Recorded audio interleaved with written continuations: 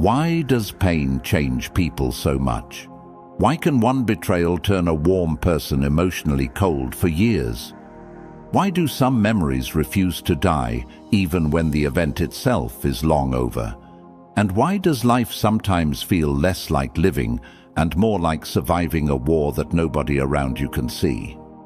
Here is the painful truth most people never say out loud. Human beings suffer differently from every other creature on Earth. An animal gets hurt and eventually moves on. But a human being can replay one moment of rejection, humiliation, or betrayal thousands of times inside their mind. One sentence can quietly dismantle someone's confidence for years. One experience can turn a person who was once open and warm into someone distant and guarded. Not because they chose coldness, but because warmth once cost them too much. Pain does not only hurt the heart, it rewires the way people see everything. When we are young, most of us believe certain things without questioning them. That loyalty matters, that honesty protects relationships, that good people eventually win, that the people who say they care actually mean it when the pressure arrives. Then life slowly introduces a different reality. You discover that some people only stay loyal when staying is convenient. You discover that kindness is sometimes interpreted as weakness. You discover that many relationships survive on usefulness rather than genuine connection. And worst of all, you lose the version of yourself that existed before those discoveries. That version who entered rooms without suspicion, who trusted without calculating, who believed in people before they gave any reason not to.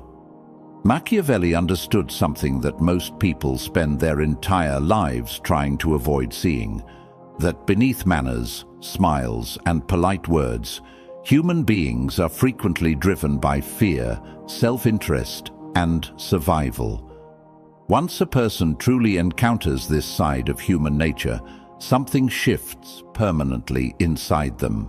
The world feels colder. Trust begins feeling dangerous. Even simple conversations start carrying weight they never carried before. This video is not simply about suffering. It is about what suffering does to the architecture of the human mind over time, about the psychological survival instincts that form quietly, without permission, after enough disappointment, and about the loneliness people carry while still managing to smile every single day. If you have ever felt changed by something you never fully healed from, stay until the end. Because what you are about to hear may give language to parts of yourself that have lived without words for a long time. Before we begin, I want you to drop this affirmation in the comments. Pain changed me. Number 1. The psychological awakening. There comes a moment in certain people's lives when they begin feeling disconnected from the world around them. The places still look the same, people still laugh, conversations still happen, but something inside has shifted. It is difficult to name at first. The best description many people can find is this: it feels like everyone else received instructions for how life works, and those instructions somehow never arrived for you. You begin noticing the exhaustion behind people's smiles. You hear conversations that sound more like performances than communication. You notice how rare it actually is for two people to speak honestly to each other rather than saying whatever the moment seems to require. And slowly the world stops feeling emotionally safe in the way it once did. This awakening rarely begins with one dramatic moment. More often it accumulates quietly, being overlooked too many times. Realizing you remember people who do not remember you with the same warmth. Watching someone support you publicly while competing with you privately. Noticing that certain people reach out only when they need something and disappear when you do. At first, you dismiss the patterns. Maybe I am reading too much into this. Maybe people are just busy. Maybe I expect too much. But patterns do not disappear simply because you look away from them. Eventually, they become impossible to unsee. And once that happens, your energy begins changing. You stop entering conversations with the same openness. You filter what you say before saying it. You become more observant, not because you suddenly despise people, but because experience has trained your nervous system to be careful. Machiavelli understood that human beings often reveal their true nature not during comfortable times, but when pressure, jealousy, or self-interest enters the picture. A person can smile at you for years and still quietly resent what you are building. A friend can stand beside you until standing beside you costs them something. That truth is genuinely shocking to people who grew up believing honesty is the norm. But adulthood introduces performance. People say what sounds correct. They act in whatever way the audience in front of them requires. Personalities shift, depending on who holds the power in the room. After observing this long enough, many people begin feeling detached, not from individuals, but from society as a whole. Not superior, just outside of it somehow. They sit in crowded rooms, feeling psychologically miles away. Their body participates while their mind quietly watches. They wonder whether anyone in the room actually knows anyone else, whether connection is happening, or whether performance is simply happening between multiple performers simultaneously. That feeling becomes its own particular kind of loneliness, and it can become self-reinforcing.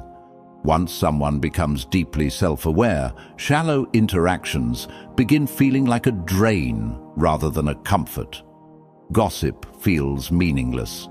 Fake excitement feels like sand in the teeth. Certain relationships start feeling like habits rather than choices. This is why some people become quieter as they grow older. Not because they have less to say, but because they have become more selective about where they spend their words. Speaking requires energy, depth requires safety, and safety requires trust. When trust becomes scarce, silence becomes more honest than pretending. There is another dimension of this awakening that rarely gets discussed: the realization that emotional rescue is not coming. Many people carry an unconscious belief, formed in childhood, that someone will eventually appear to make the hardest parts of life manageable. A partner, a mentor, a friend who truly sees them. And for some people, this belief survives well into adulthood, quietly shaping every relationship and every disappointment. But at some point, maturity forces a different understanding. Most people around you are managing their own private struggles as best they can. The person who seems completely confident may go home feeling like a fraud. The person making everyone laugh may be using humor as a pressure valve for something much heavier. Everyone carries weight they do not show. That realization can land with tremendous loneliness, but it also produces something important: responsibility.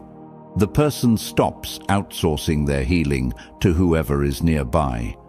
They begin understanding that growth is largely an internal process, uncomfortable, unglamorous, and ultimately non-transferable. And perhaps that is what psychological awakening actually